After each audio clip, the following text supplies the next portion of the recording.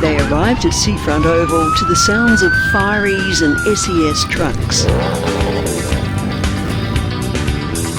Wave after wave of shiny, high-performance bikes and their riders, who each year dedicate time behind the scenes to help the charity before the fun part of riding the 33 Ks from Maryborough to Hervey Bay in the actual toy run.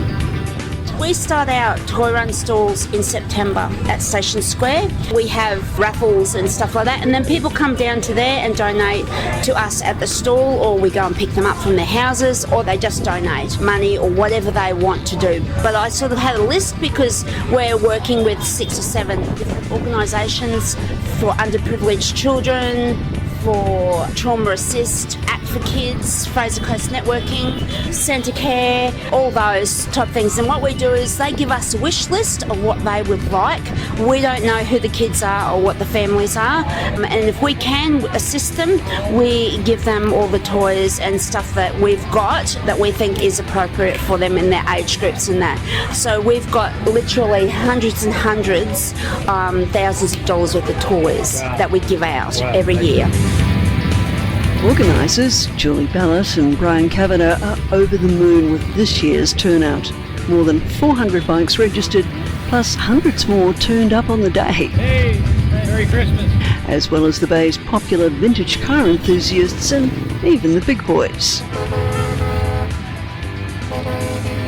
This year, they've decided to turn the many generous donations and raised funds into something better than cash.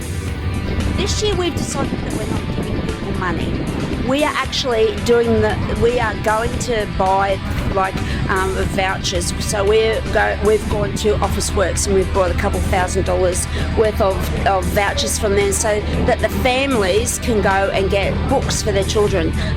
Pool passes, what else? We have food hampers from Aldi, where they can go anywhere and get food vouchers. We're making hygiene packs. We've got a towel, toothbrush, toothpaste, deodorant, shampoo, and sometimes body wash in amongst that pack.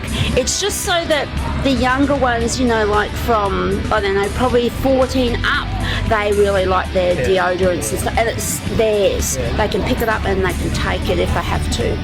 For anyone wanting to add to the Toy Run campaign, you can contact the independent riders at info@eatmyshorts.com.au.